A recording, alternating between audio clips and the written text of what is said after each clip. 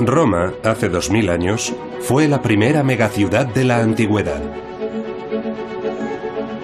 En un mundo en el que pocas ciudades tenían más de 10.000 habitantes, en Roma vivían más de 1 millón de personas.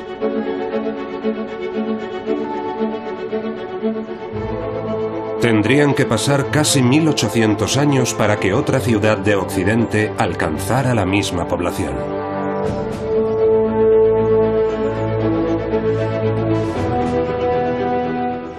¿Cómo la gestionaban sin todas las tecnologías de las que dependen nuestras ciudades modernas? Transportes, comunicaciones, energía. ¿Cómo conseguían comida y bebida suficientes para toda la población? ¿Cómo la alojaban? ¿Cómo mantenían la ley y el orden? ¿Cómo hacían que esta gran ciudad funcionara?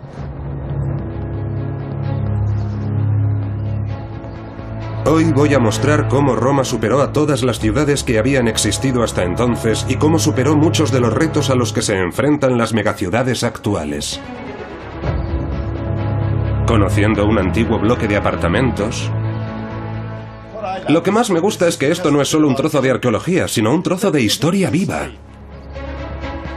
Infraestructuras increíbles. Estamos justo debajo del foro. Y a un pueblo muy orgulloso. Donde está el dolor, están los misiles. ¡Fantástico!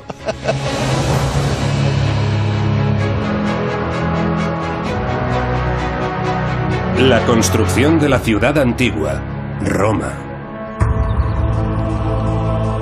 Conseguir que una ciudad de 1 millón de habitantes funcionara en las condiciones de la antigüedad era un reto enorme.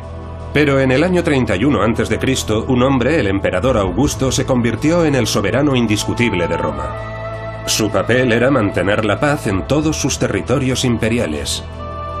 Pero si Augusto no podía gobernar la capital, tampoco podría gobernar un imperio, de forma que para estar a la altura del desafío estableció un nuevo modelo de cómo organizar una ciudad.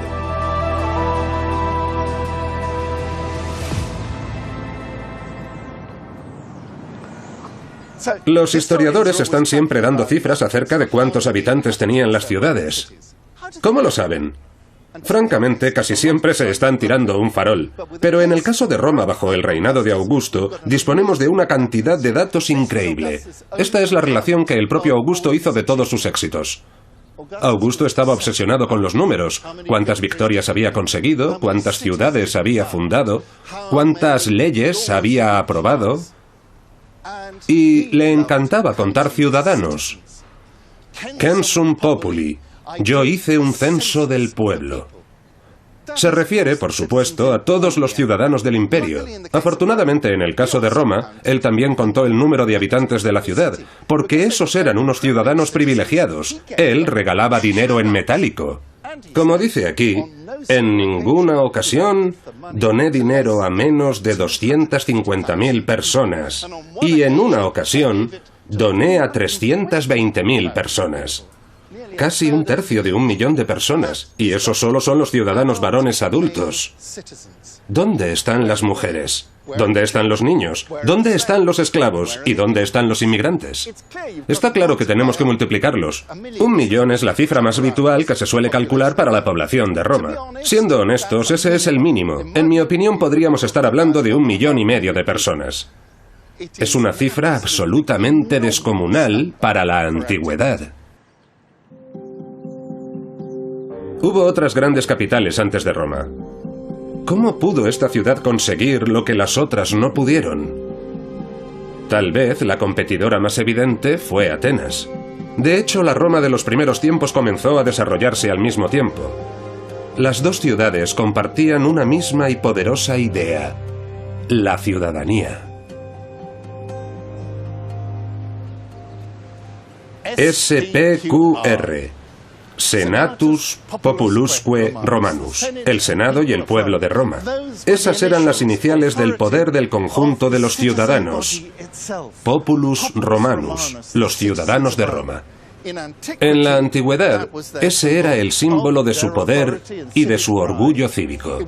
Fue recuperado en el Renacimiento, cuando Roma se convirtió en una ciudad independiente y ha llegado hasta nuestros días como el símbolo de una ciudad gobernada por sus ciudadanos y para sus ciudadanos. Pero en la antigua Roma, con una población que no cesaba de crecer, esa forma de dirigir una ciudad-estado ya no era suficiente para hacer que la capital funcionara. Cuando Roma se fundó en el año 753 a.C. y probablemente durante los siguientes 500 años, Roma fue una ciudad-estado, igual que cientos de ciudades-estado en el mundo griego, las polis. Las polis estaban gobernadas por sus politai, sus ciudadanos. Roma tenía sus quibes, era una quivitas, e igual que Grecia nos legó la palabra política y todo lo relacionado con ella, el latín nos dejó ciudadano, ciudad, cívico, civil e incluso civilizado. De forma que Roma estaba gobernada por sus quibes, sus ciudadanos reunidos en el foro, un espacio abierto en el centro de la ciudad. Pero en el año 200 a.C., Roma comenzó a expandirse rápidamente, y a medida que se convertía en un imperio, cada vez resultaba más difícil dirigirla como una ciudad-estado. Y abreviando una historia tan complicada, la respuesta fue una nueva forma de poder militar: el emperador. Y los emperadores construyeron ese palacio en lo alto del Palatino y desde allí dirigirían Roma. Pero no podían hacerlo sin sus ciudadanos, no podían ignorar a sus ciudadanos, y una de las mayores preocupaciones de los emperadores era mantener contentos a sus ciudadanos. ¿Cómo podían proporcionarles comida suficiente? ¿Cómo podían asegurar un buen suministro de agua? ¿Cómo podían mantener la ley y el orden? Es mucho más fácil ver cómo funcionaba Roma para sus ciudadanos que Atenas, porque han sobrevivido más infraestructuras antiguas. No existe ningún mapa antiguo de la capital griega. En cambio, existe un documento extraordinario que revela cómo los romanos diseñaron su ciudad para alojar a una enorme y creciente población.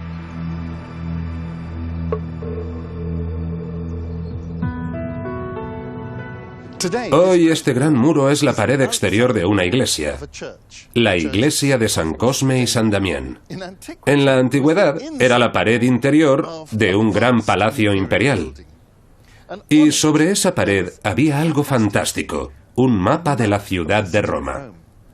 Estaba hecho con losas de mármol. Aún es posible ver los agujeros para sujetar las placas. Y ese plano cubría toda la pared. En él se describía la ciudad de Roma con gran detalle. Aunque esas placas nos han llegado muy deterioradas y partidas, solo nos queda una décima parte del plano. Pero es suficiente para que podamos reconstruir con gran detalle el callejero de la antigua Roma. Una de las cosas más fascinantes que podemos ver en ese plano de la ciudad de Roma es que, en muchos puntos, las calles se corresponden exactamente con calles que siguen existiendo hoy.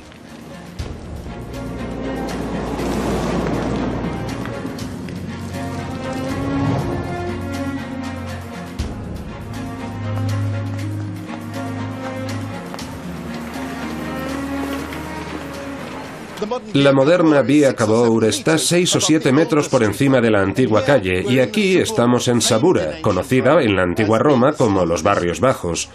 Pero aunque este era el barrio bajo, aquí tenemos la vía urbana, que sigue exactamente el trazado de la antigua calle romana Vicus Patricius, que de hecho era una de las calles más ricas de la ciudad.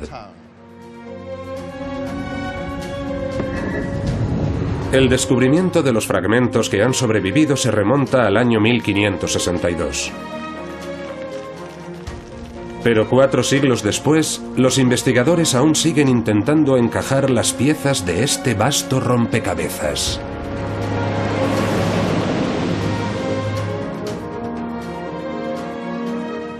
Lo que nos permite colocar los fragmentos del plano de mármol de esta zona es esta calle, la Via delle Zoccolette.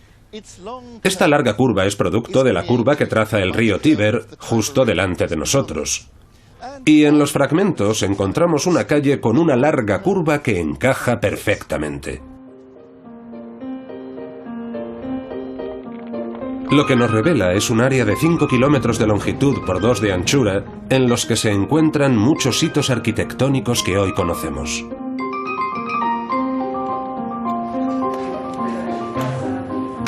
Aunque en nuestros días las calles son cartografiadas y controladas por las autoridades con más precisión, aún sigue siendo un reto hacer funcionar las ciudades densamente pobladas con los mismos problemas que tenemos hoy, como un tráfico terrible. En al menos un lugar han tardado 2000 años en solucionarlo. El actual alcalde de Roma, que acaba de cerrar al tráfico las calles que rodean el Coliseo, nos lo explica. Estaba negro a causa de la polución. Costó 25 millones de euros limpiarlo. Y ahora se ven las piedras tal y como estaban hace 2000 años. Para nosotros, una de las cosas más interesantes es que ya entonces los romanos tenían los mismos problemas. Julio César cerró el foro al tráfico, ¿verdad? Exacto, y... ¿Se considera el nuevo Julio César? No. La antigua Roma, como la Roma moderna, estaba densamente poblada. Y eso se reflejaba no solo en su tráfico, sino en todos los aspectos de la vida. Tenía un foro, tenía piazzas con tiendas y, por supuesto, tenía viviendas.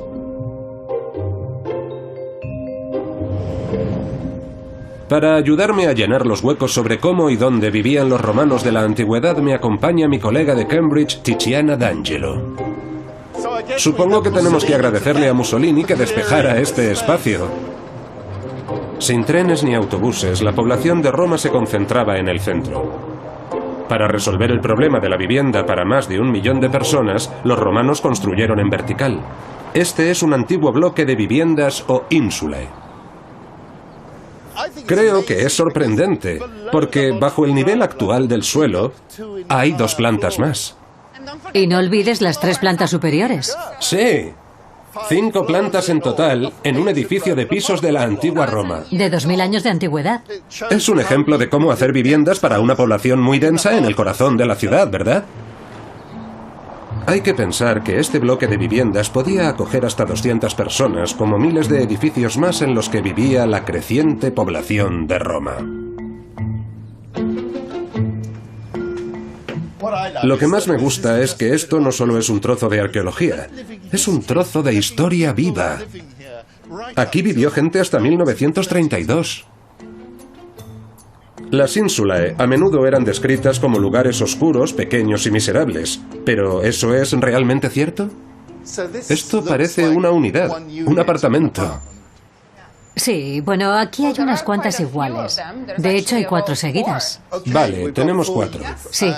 Y hay 5 plantas en total. Esto es una vivienda estándar. No está mal de tamaño, ¿no? No es pequeña. No. Es bastante amplia. ¿Cuánto mide? 4 metros por 9. ¿36 metros cuadrados? Es mucho más grande que algunos apartamentos actuales. La gente tiene la idea de que los romanos vivían en bloques de pisos mugrientos, en apartamentos diminutos. El suelo está sucio, las paredes desnudas. ¿Así era la vida de una vivienda romana? Bueno, tienes que usar un poco tu imaginación. No hay ninguna razón para que estas paredes o el techo no estuvieran decoradas cuando las construyeron. Por ejemplo, mira el techo. Hay restos de yeso. Probablemente todo el techo y las paredes estuvieran enlucidas. Sí. Pero podemos ofrecerte algo más si eres difícil. Ahora soy el cliente exigente. Podríamos decorarlo un poco más. Por ejemplo, esa pared, la pared principal del siglo II, podríamos pintarla con esos lienzos rojos y amarillos que estaban tan de moda. ¿Y qué harás con el suelo? Bueno, lo limpiaremos un poco. Y después podríamos poner algo parecido a lo que hay en el pasillo de fuera. Ese opus spicatums, ese dibujo en espina de pez, que es muy resistente y relativamente bonito. Vale, imagina que yo soy el inquilino y que me voy a mudar aquí y te digo: disculpe, señor propietario, no me gusta nada este suelo. Quiero un suelo de mosaico apropiado. No muy lejos hay restos de decoración. Parece un edificio moderno. Esto es una biblioteca infantil. Es maravilloso, absolutamente maravilloso. Vaya, ¿qué tenemos aquí? Creo que tenemos unos magníficos ladrillos romanos. Sí, son mucho más regulares. Las casas en Roma, como en cualquier ciudad, cambiaban continuamente, con nuevos propietarios que hacían sus propias reformas. Mira este mosaico. Sí, es un poco psicodélico, ¿no? Es como si alguien hubiera intentado colocar huevos de avestruz en equilibrio unos encima de otros y se hubieran caído todos. Bueno, de hecho, en el siglo II a.C. esto estaba muy de moda.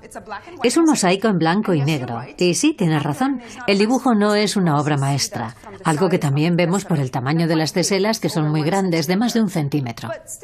Aún así, los artesanos tardaron mucho tiempo en hacer este trabajo. Y les pagaban bastante bien. Cobraban 65 denarios por día, y eso es bastante. Es una cantidad enorme, es mucho más de lo que cobraba un legionario. Bueno, es un sueldo excelente. Un gran trabajo si puedes pagarlo, y necesitarías algo más que un artista del mosaico, ¿no? Necesitarías un fontanero. Sí, eso es importante. Yo quiero agua corriente en mi piso, por favor. Y aquí lo tienes. Sí. Por aquí pasa una tubería. Eso significa que presumiblemente al menos algunas habitaciones tenían agua corriente. Resulta extraordinario pensar que en el siglo I hubiera apartamentos individuales en los bloques de viviendas romanas que tuvieran agua corriente.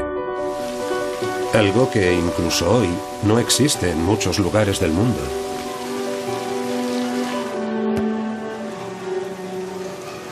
No hay nada tan importante para la salud de una gran ciudad como el agua limpia. Agua potable para beber o agua para lavar. Uno de los placeres de Roma es que está llena de fuentes con agua fresca maravillosa por todas partes. Y eso es algo que debemos a los papas del Renacimiento, que llenaron Roma con fuentes como esta situada frente al Palacio Farnesio. Aunque parezca mentira, esta fuente en particular está hecha con una parte de un baño romano, de los baños de Caracalla. Trajeron este baño ornamental para hacer una fuente, porque también los romanos, los antiguos romanos, conocían la importancia del agua dulce y la trajeron hasta aquí en vastas cantidades. Todos sabemos que los romanos tenían grandes baños públicos, pero no olvidemos que lo fundamental era que disponían de un suministro constante de agua potable. Y eso no era una tarea menuda. Exigió quizás el mayor proyecto de infraestructura pública jamás acometido en el mundo antiguo.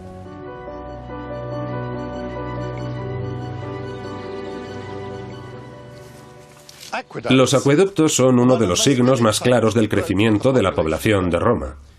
El primero se construyó en una fecha tan temprana como el año 312 a.C. y uno tras otro se le sumaron más hasta que al final había 11 acueductos independientes para suministrar agua.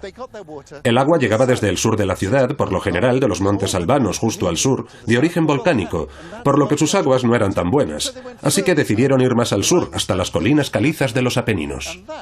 Y eso significaba exprimir su tecnología para construir acueductos extremadamente largos. Este acueducto en particular, construido por el emperador Claudio, tiene 72 kilómetros de longitud. Y es una proeza extraordinaria de la ingeniería traer agua desde 72 kilómetros sin usar bombas. Eso significa que tienes que hacer que se vaya inclinando lentamente, poco a poco. Y eso implicaba construir grandes arcos para cruzar los valles. A veces construían túneles bajo las montañas. Y no solo es una hazaña extraordinaria de la ingeniería, también es una proeza extraordinaria de organización. Casualmente tenemos un trazado obra de un tal Frontinus. Era un general romano, de hecho fue el general que conquistó Gales y que después de acabar con unos cuantos bárbaros, regresó a Roma y organizó los acueductos. Y siendo como era un hombre extraordinariamente eficiente, describió con absoluto detalle todos los acueductos, su longitud exacta, cuántos litros de agua llevaban, cuántos hombres trabajaban en los equipos de mantenimiento, etc. Ahí se ve la enorme maquinaria administrativa que había detrás del suministro de agua potable de la ciudad de Roma.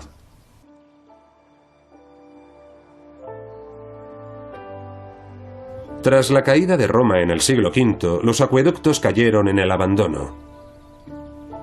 Los papas del Renacimiento intentaron reconstruirlos, pero incluso 1000 años después no estuvieron a la altura de sus antiguos predecesores. Aqua Marcia es un fantástico ejemplo de construcción romana con una altura notable. Y esto de aquí es Aqua Felice, una especie de tubería de hormigón, que es lo mejor que los papas supieron hacer. Aquí está su nombre, Aqua Felice. Estaban tan orgullosos de su obra que pusieron una pequeña placa de mármol. Pero no pensemos que está al mismo nivel de la pericia de los ingenieros que construyeron los acueductos romanos de la antigüedad. De hecho, solo resucitando el viejo sistema de acueductos romano fueron posibles las espectaculares fuentes de la Roma del Renacimiento.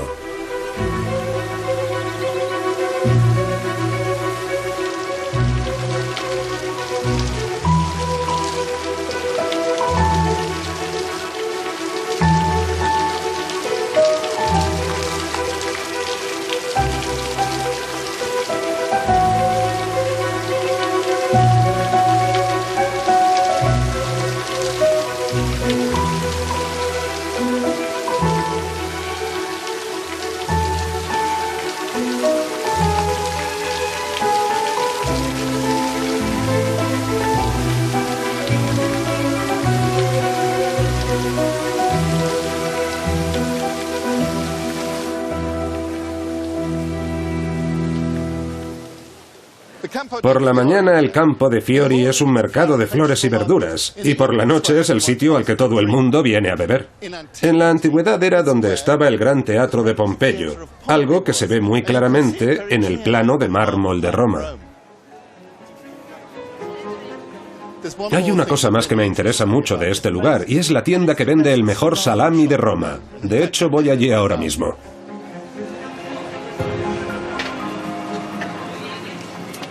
Mantener alimentados a los ciudadanos era de la mayor importancia para los emperadores. 250.000 de ciudadanos recibían trigo gratis bajo el reinado de Augusto. Pero poco a poco, los emperadores añadieron otras ofertas, como el aceite de oliva. En el año 270, el emperador Aureliano, el mismo que construyó las murallas de Roma, añadió una ración de cerdo.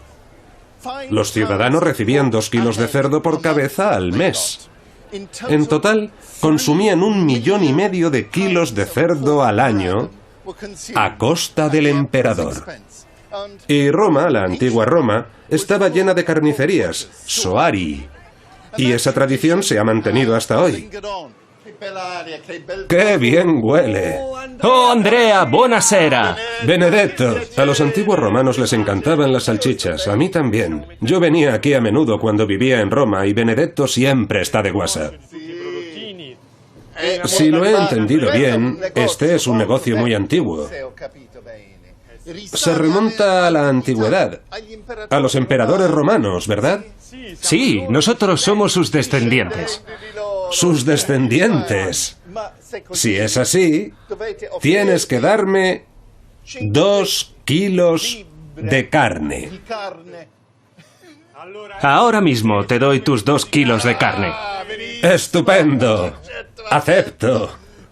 Esta es la ración para un mes. Para ti, esta es la ración para una semana. Para mí sí. He engordado un poco con los años. Estás muy bien. Andrea, ha sido un placer. Hasta pronto. Un gran placer. Esta es mi ración como ciudadano romano. Chao, Andrea. Chao.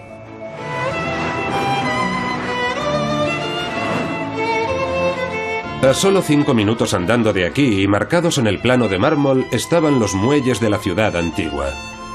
Era una zona de almacenes, tiendas y viviendas particulares, como lo sigue siendo hoy. A menudo las casas modernas y los negocios, como este restaurante, están construidos sobre los antiguos. Buonasera, bienvenido a la hostería romana. ¿Cómo está? Roberto. Bienvenido. Piacere, piacere. ¿Qué me traes? Un poco de prosecco. Oh, un poco de prosecco, fantástico. Si no me equivoco, los antiguos romanos dejaron muchas huellas de su paso en esta calle. Sí, es verdad. ¿También aquí? Tenemos muchas cosas bonitas aquí debajo. Cosas muy bonitas. Tienes que verlas, son preciosas. Ya lo sospechaba. Todos los sitios en los que he estado aquí conservan algo de la antigua Roma. ¿Dónde vamos? Vamos abajo, está un poco desordenado. Este restaurante está construido 6 metros por encima del antiguo nivel de la calle. ¿Quién sabe qué tesoros puede haber debajo? Justo lo que esperaba, la puerta para bajar a la bodega.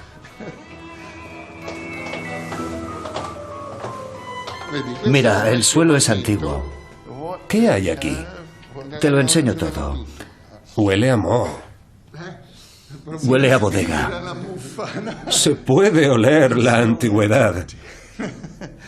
Pero esto es increíble. Oh, Dios mío. Ahí hay un animal ahí. Creo que es un caballo. ¿No? ¿No? ¿No es un caballo? Es un hipocampo. Y hay algo... Es una ninfa montada en un caballito de mar. Absolutamente fantástico. Ese mosaico es mucho mejor que el que hay en la excavación oficial de al lado. Ese es el primer nivel, porque hay otros 3 niveles debajo de ese, y este es el cuarto. Fantástico. Dice que no es lo único que hay, porque debajo hay 3 niveles más. Y esto es Roma. Esto es el corazón de Roma. Allá donde hagas un agujero encontrarás antigüedades, y las encontrarás a muchos niveles. La población de Roma era tan grande que incluso 2000 años de historia no han podido enterrarla bajo el suelo.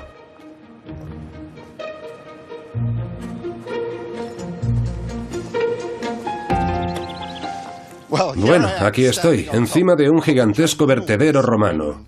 Un antiguo vertedero romano. Este se alza 50 metros por encima del nivel de la calle. Eso significa que si miramos a nuestro alrededor, no hay ni un solo tejado que se eleve por encima de su altura. Y es enorme. Mide más de 1 kilómetro de circunferencia. Eso es el equivalente a unos 6 bloques de viviendas. Y no es cualquier tipo de basura. Esta es una basura muy especial. Vamos a echar un vistazo. Está formada totalmente por esto: los fragmentos de terracota de unos recipientes llamados ánforas. Se calcula que esta colina está formada por unos 50 millones de ánforas. Sabemos muchísimas cosas sobre las ánforas romanas. Son inconfundibles.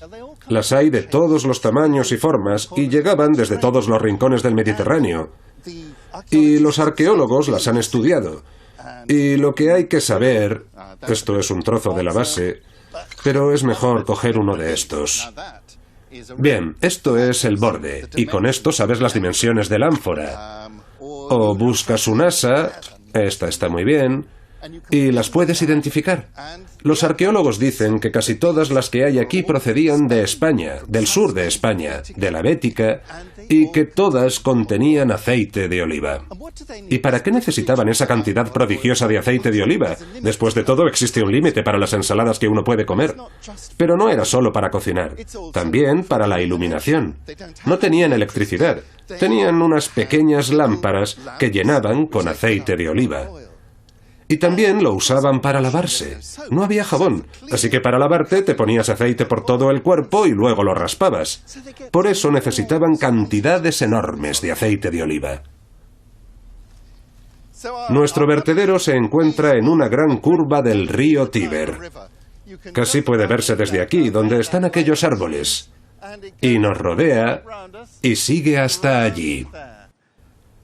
Y toda la zona que está a nuestros pies estaba llena de almacenes, igual que por el otro lado. Este material, estas ánforas de aceite de oliva, probablemente llegaban desde Orea Galbae, los almacenes de Galba, que también aparecen señalados en el plano de Roma. El río Tíber fluye a través del corazón de la Roma moderna igual que lo hacía en los tiempos antiguos. Pero hay grandes diferencias entre el río de entonces y el de ahora. Hoy el Tíber está flanqueado en sus 2 orillas por enormes diques. Se construyeron a finales del siglo XIX para acabar con las inundaciones en la ciudad. En la antigüedad no había diques y tenían graves problemas con las inundaciones, pero también utilizaban el río. En la antigüedad el río bullía de actividad, había barcos subiendo y bajando, y ahora no se ve un solo barco en el Tíber. Había centenares de barcos transportando mercancías, grano, vino, aceite y, por supuesto, bienes de lujo, hasta los almacenes que había a lo largo de toda la orilla del río.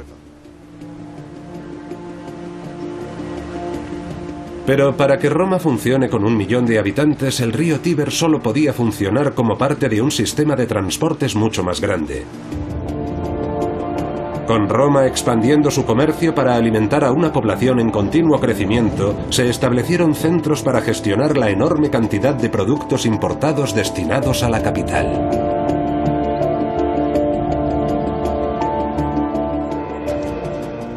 Si hay un lugar en el que podemos hacernos una idea exacta de la auténtica dimensión y complejidad del comercio que abastecía de alimentos a Roma, es aquí, en Ostia. Y lo que tenemos aquí es una enorme piazza con una especie de pasaje cubierto. Y al fondo había una fila de oficinas. Aquí era donde los fletadores y comerciantes hacían sus negocios. Y ponían una especie de carteles publicitarios. Esta es una imagen del río Nilo y su delta. Egipto y Alejandría eran 2 de los lugares más importantes con los que comerciaba el imperio. Aquí tenemos una buena imagen de cómo se hacía un flete. Una nave grande llegaba a puerto y aquí un hombre, sobre una plancha de desembarco, lleva una ánfora a un barco más pequeño que después remontará el río hasta los almacenes de Roma. Y por aquí está una estupenda imagen del faro. Por supuesto, cuando cruzabas el Mediterráneo y veías el gran faro, sabías que por fin habías llegado. También hay un par de barcos, delfines, etc. Y aquí podemos ver exactamente de dónde procedían. Aquí están los naviculari, los navieros, y los negotiantes, los hombres de negocios de Caralis, es decir, Cagliari, en Cerdeña. Hay que recordar que no era un único negocio. Algunos hombres eran dueños de los barcos, otros negociaban o hacían negocios porque había mucho dinero, tanto que ganar como que perder con las mercancías de los barcos. Imagino que este lugar estaría lleno de cientos de comerciantes intentando hacer un pequeño trato. Una de las cosas más interesantes es que todos eran particulares y que lo hacían para el Estado.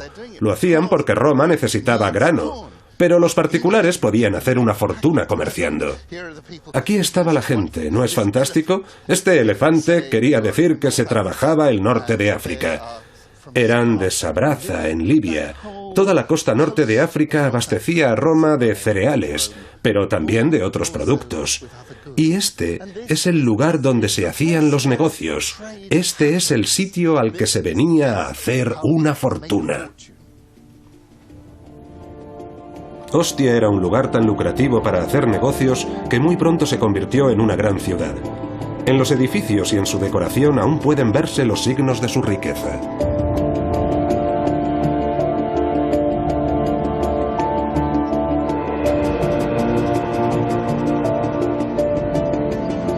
Pero la riqueza y el comercio global que en el siglo I tenían a Roma por destino hicieron que Ostia se quedara pequeño. La antigua Roma tuvo que adaptarse y siguió expandiéndose. Y a 2 kilómetros al norte de Ostia se embarcó en la construcción de una infraestructura colosal para alimentar a su pujante población. Justo en el mismo lugar en el que hoy se encuentra el nudo de comunicaciones más importante de Italia. Nos encontramos al lado del bullicioso aeropuerto de Roma, Fiumicino. El zumbido del tráfico es incesante. Los aviones vuelan tan bajo que a veces es imposible oírse uno mismo. Sin embargo, a pesar de que este es uno de los yacimientos romanos más importantes, es uno de los menos conocidos. Este era el gran puerto de Roma, que los romanos simplemente llamaban Portus, el puerto. Roma no tenía una bahía natural. El río Tíber llega al mar y no tiene una ensenada alrededor. Recordemos Atenas. Ellos tenían el Pireo, una bahía natural. Roma tuvo que hacer una ensenada artificial superando los obstáculos naturales. Y para hacerlo se necesitaron todos los recursos del imperio y al emperador Claudio. Estas columnas son típicas de las construcciones del emperador Claudio, muy interesado por las infraestructuras. A él le gustaban los edificios prácticos y robustos, y ordenó construir una enorme bahía artificial en la desembocadura del río Tíber. Y con la ensenada llegaron todos los edificios y almacenes adyacentes. Para hacernos una idea de las dimensiones de este lugar, he venido a ver a mi viejo amigo Simon Kay, que ha hecho un descubrimiento extraordinario.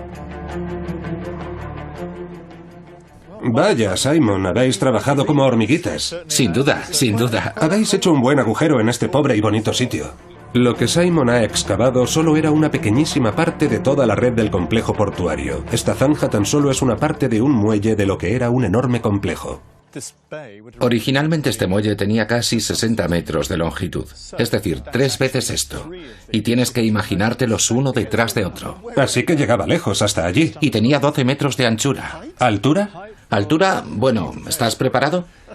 Este edificio se alzaba un máximo de 18 metros, aproximadamente hasta allí arriba. Hasta la copa de los árboles. Sí, era realmente gigantesco. Estaba hecho para que fuera visto como una demostración de lo que los romanos eran capaces de hacer, construyendo una fachada que reflejaba el poder de Roma y que al mismo tiempo era muy funcional. Lo que estamos viendo tan solo es un tercio de uno de los muelles. Hay que pensar que ese edificio de 18 metros de altura solo era una pequeñísima parte de un complejo en el que podían atracar al menos 500 barcos. Eso nos permite hacernos una idea de la extraordinaria escala con la que se construyó este puerto. El impresionante complejo ocupaba unas 350 hectáreas, en parte de las cuales ahora se encuentra la casa señorial del duque Sforza Cesarini, que se siente estrechamente unido con su pasado romano. ¿Es muy importante para usted, personalmente, conservar las antigüedades romanas? Mucho. Yo me eduqué en la sensibilidad hacia la historia y en el hábito de vivir junto a objetos del pasado. Considero que es mi deber protegerlo, conservarlo, mejorarlo y darlo a conocer. Sí, para mí es muy, muy importante.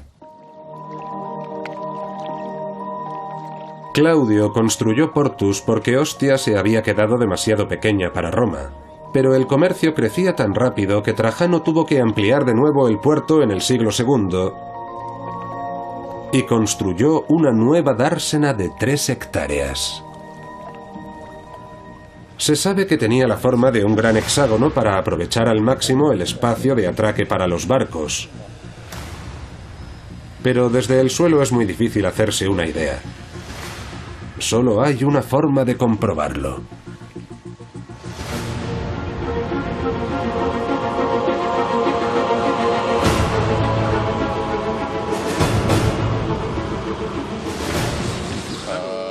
Vaya, es fantástico. Sí, es justo lo que queríamos. Es maravilloso, se ve muy claro. Desde 500 metros de altura se aprecia claramente el hexágono de Trajano. Afortunadamente para nosotros, el emperador Claudio dejó aquí su sello en esta inscripción en la que se explica un poco lo que él pretendía cuando construyó su gran puerto. Como todas las inscripciones imperiales, comienza con su nombre en letras enormes, Tiberio Claudio, hijo de Druso Julio César, y luego una larga retahíla de títulos que ocupan un par de líneas. Y después explica lo que pretende. Fossis ductis, excavo canales en el Tíber para mejorar mis trabajos en el puerto. Y haciéndolo, añade, llevándolos hasta el mar, he salvado a la ciudad de Roma del peligro de las inundaciones. De forma que él consideraba sus trabajos de ingeniería como un todo. No solo hizo un puerto, también conectó el puerto con la ciudad mediante canales, y esos mismos canales servían para proteger la ciudad del riesgo de inundaciones. Como este canal. conocido como Fiumicino o Riachuelo, que da su nombre al cercano aeropuerto de Roma. Y aunque fue construido en los tiempos de Claudio, sigue funcionando a pleno rendimiento. E incluso 400 años antes de que se terminaran estos canales, los romanos ya habían comprendido la importancia de drenar su ciudad. Uno de los pasos vitales para convertir Roma en una ciudad a partir de un grupo de aldeas fue construir un gran sistema de drenaje, la Cloaca Máxima. Los primeros asentamientos estaban en lo más alto de las colinas, la colina del Palatino, la colina capitalina, y entre ellas había una enorme ciénaga, un río que se inundaba y se extendía. Para llegar de una colina a otra tenían que usar una barca. Y fue uno de los primeros reyes de Roma, se puede decir que un tirano, Tarquino, quien, como todo el mundo sabe, creó la Cloaca Máxima, la alcantarilla mayor de Roma. Lo que hacía la gran alcantarilla era drenar los pantanos y desecar una gran área, que luego se convertiría en el foro, el corazón de la ciudad. Pero muy pronto la Cloaca Máxima empezó a servir para otros propósitos y progresivamente se empezaron a arrojar todo tipo de cosas hasta que se convirtió en la alcantarilla mayor de Roma. ¿Qué es todo esto? Vale. Caramba. A ver... ¿Hay otra manga? Hay otra manga. Es muy pequeño. Bueno... Esto mantendrá la mierda a raya. La cloaca recorre casi 1,5 kilómetros de norte a sur bajo el suelo, atravesando la moderna y antigua ciudad de Roma. El escritor griego Estrabón dijo que la cloaca era tan grande que por ella podía pasar un carro cargado de heno. Y no lo pongo en duda, es inmensa. He venido a conocer al director del equipo de arqueólogos que cuida de la cloaca, el doctor Luca Antonioli. Ah, el emperador Domiciano. El emperador Domiciano. ¿Estamos justo debajo del foro? Ahora estamos bajo el foro de Nerva.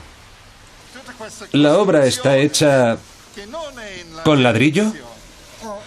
Hay una parte de bloques de piedra, otra de ladrillo, y la bóveda está hecha de cemento. Aún se pueden ver las marcas del encofrado de madera que usaron.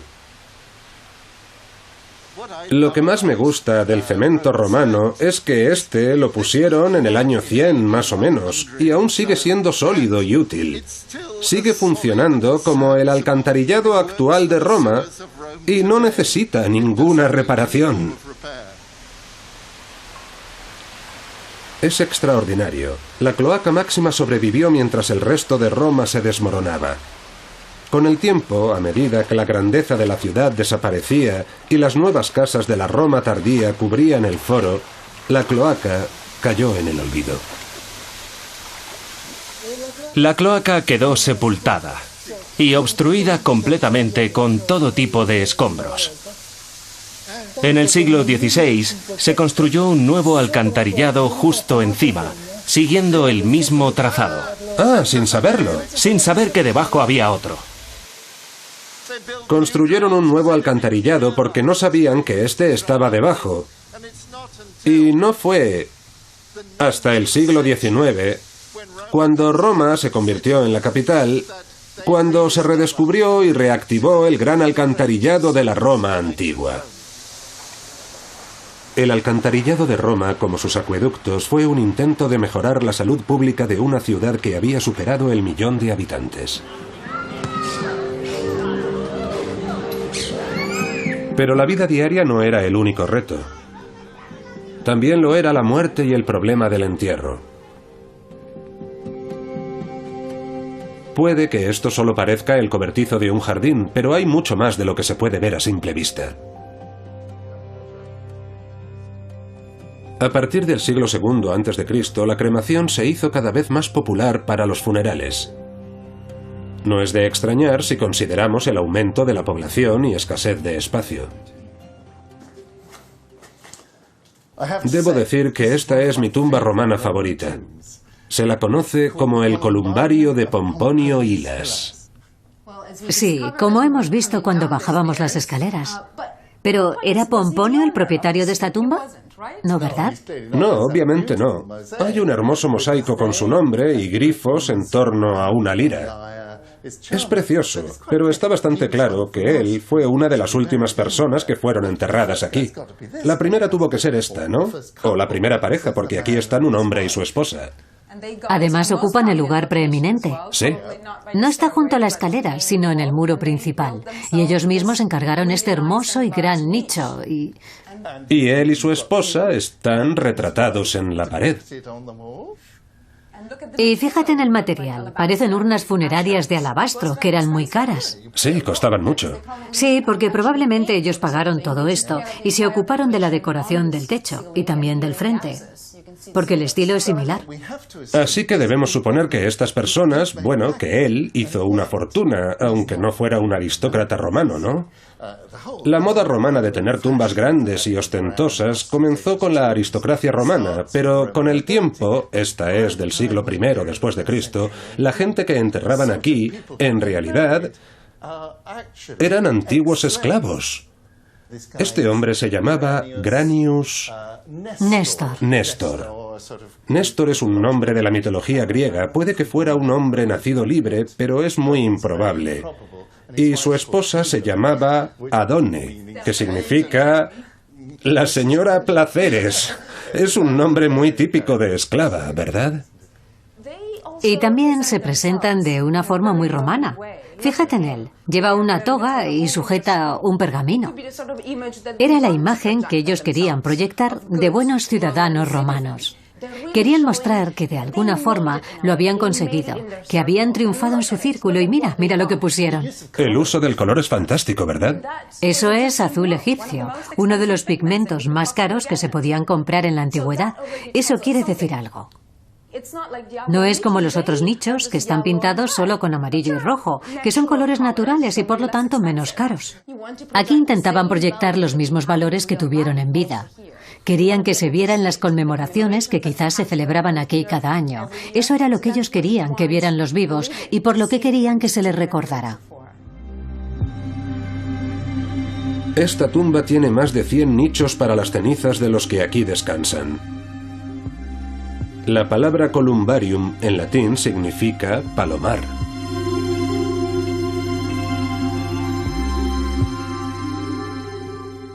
Ellos vivieron en una ciudad densamente poblada. Había decenas de miles de personas como ellos, y ni siquiera podían soñar con tener una tumba solo para ellos. La construyeron con montones de nichos para otras personas. Es un poco como un bloque de Insulae, ¿verdad? Todos amontonados. Amontonados y apretados como sardinas, porque es una ciudad superpoblada. Vives amontonado en bloques de apartamentos y mueres amontonado en columbaria.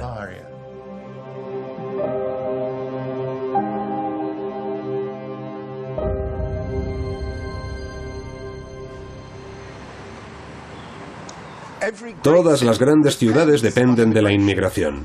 Es necesaria para crecer, para tener mano de obra barata y para los trabajos especializados. Estamos en la Roma moderna, muy cerca de una estación, en una zona llena de inmigrantes de Bangladesh, chinos, africanos, rumanos, de todas partes. La Roma moderna no podría funcionar sin sus inmigrantes, y lo mismo ocurría en la antigua Roma. A diferencia de la Europa moderna, en la antigua Roma no existían límites a la inmigración y, de hecho, existía la inmigración forzosa. La esclavitud implicaba que decenas, incluso centenares de miles de personas eran traídas a Roma desde todo el mundo. Y también había muchos que venían voluntariamente, hombres libres, ciudadanos que venían a Roma en busca de fortuna. La ciudad tenía un gran poder de atracción. A diferencia de las provincias, en Roma no se pagaban impuestos y sus ciudadanos recibían comida gratis y, en ocasiones, incluso dinero. Bajo el emperador Augusto, Roma se convirtió en el mercado de trabajo más grande del mundo antiguo, con servicios públicos que no serían igualados hasta 1800 años después. Asombrosamente, eso incluía hasta un servicio profesional de bomberos formado por 7000 hombres. Lo más importante que hizo Augusto fue proteger a Roma de los incendios creando una brigada de bomberos. Era un cuerpo organizado casi militarmente, con 7 cohortes. Esta es una inscripción de la 5ª cohorte. Cada cohorte estaba formada por 1000 hombres. Esas 7 cohortes controlaban las 14 regiones de Roma, de forma que cada cohorte se dividía en 2 y se ocupaba de 2 regiones. Esta es una inscripción de la cohorte número 5, y estos 3 nombres de arriba, en letras más grandes, son los más importantes. El prefecto Gaius Julius Quintilianus, el subprefecto Marcus Fernius Amentianus, y después hay un tribuno, y luego estos hombres eran centuriones. Y una de las cosas más intrigantes es que todos ponen su lugar de procedencia. Podría esperarse que los bomberos de Roma fueran reclutados localmente, pero no. Este hombre viene de un lugar llamado Verba, que está cerca de Venecia. Este otro de Savaria, que está en Hungría. Este es de Ratiaria, que está en Bulgaria. Este es de Poetovio, Eslovenia. Y este de Aquincum, que es Budapest, Hungría. Así que venían de muy, muy lejos del este de Roma. Y eso no es todo. Si miramos detrás, encontramos los nombres de los vigiles, miles de ellos, con letras diminutas, columna tras columna. Bajo el emperador Nerón, en el año 64 después de Cristo, los vigiles fueron puestos a prueba con el gran incendio que destruyó Roma. Fue un desastre. Como es sabido, se culpó al emperador por tocar la lira mientras Roma ardía. La causa del incendio es discutible, pero lo que es seguro es cuál fue después la respuesta de Nerón. Nos encontramos bajo el nivel de la calle de la Roma actual, en una moderna sala de multicines. Cuando la construyeron, siguieron excavando para conseguir más espacio. Y lo que descubrieron es que un enorme edificio romano les cerraba el paso. Lo que tenemos aquí son 2 bloques de viviendas completos, pared con pared, que tenían al menos 3 plantas. Por el sello de los ladrillos, a los romanos les encantaba estampar sus nombres en los ladrillos, sabemos que fueron construidos bajo el imperio de Nerón. Lo que vemos aquí son los muros divisorios de los 2 bloques. Y Nerón dijo, quedan prohibidas las paredes medianeras, no se puede construir un edificio con el muro del otro, tienen que tener muros separados porque eso impide que el fuego se extienda. Durante el gran incendio, los vigiles se quejaron de la falta de agua para apagar las llamas. Nerón decretó que todas las ínsulae tuvieran acceso a una cisterna con suministro abundante de agua. A pesar de sus reformas, la leyenda de Nerón ha llegado hasta nuestros días. El moderno cuerpo de bomberos toma su nombre de los vigiles y sus antiguos colegas aún son celebrados. ¿Dónde está el dolor? ¡Están los vigiles! Bueno, aquí tenemos un magnífico grupo de vigiles, el portaestandarte, y parecen tipos duros. Será mejor que no me meta con ellos. Y aquí está el centurión, Simone. Grande piacere, complimenti. Gracias. ¿Puedes explicarme qué herramientas utilizaban?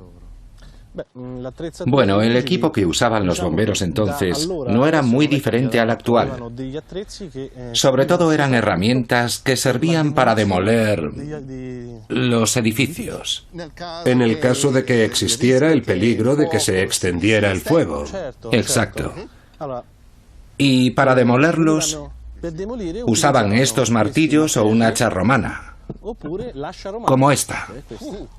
Vaya, un hacha romana. Bueno, da un poco de miedo. Esto cortaba la madera rápido. ¿Cómo se apagaba el fuego? Usaban esto. Estos son los chentones, mantas de lana. Se fabricaban con los retales de la lana que sobraba. Mira lo dura que es. Fabuloso.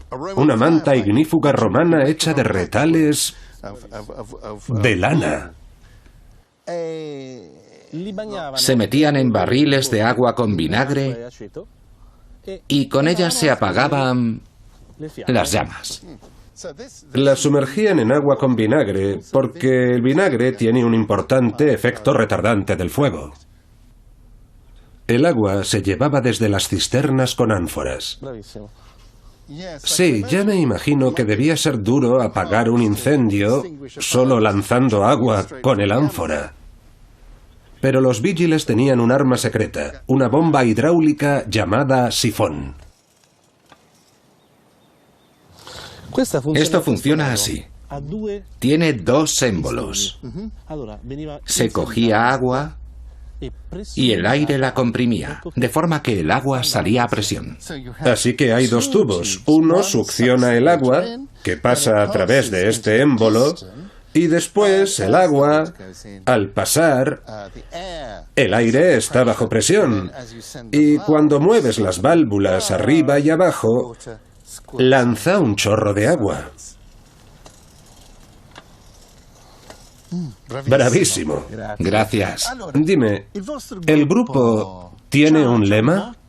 Claro, es el lema de los bomberos desde hace 2000 años. ¡Bomberos! ¿Dónde está el dolor? ¡Están los Vigiles! ¡Fantástico!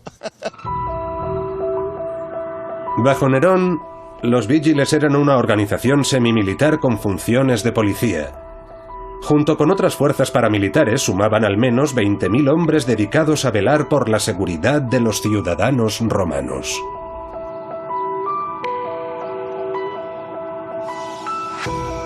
Los principios de la vigilancia siguen siendo los mismos en la Roma moderna, aunque la tecnología ha cambiado.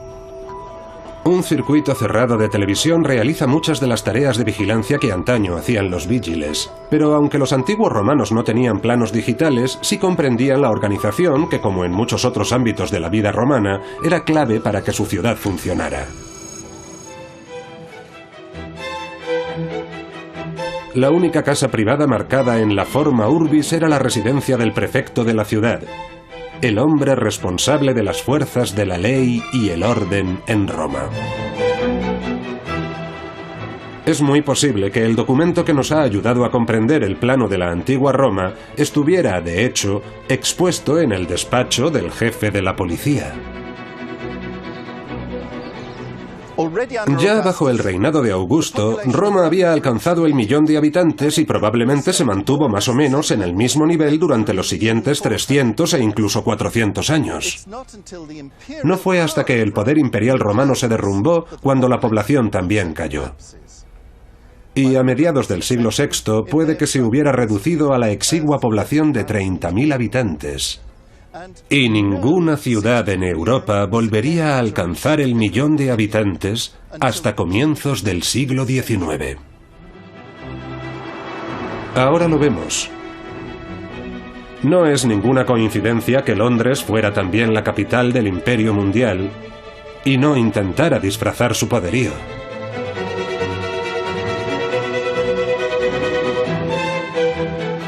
Pero Roma alcanzó el 1.000.000 de habitantes cuando la población mundial solo era una fracción de la población de la era moderna y sin transporte motorizado, gas o electricidad.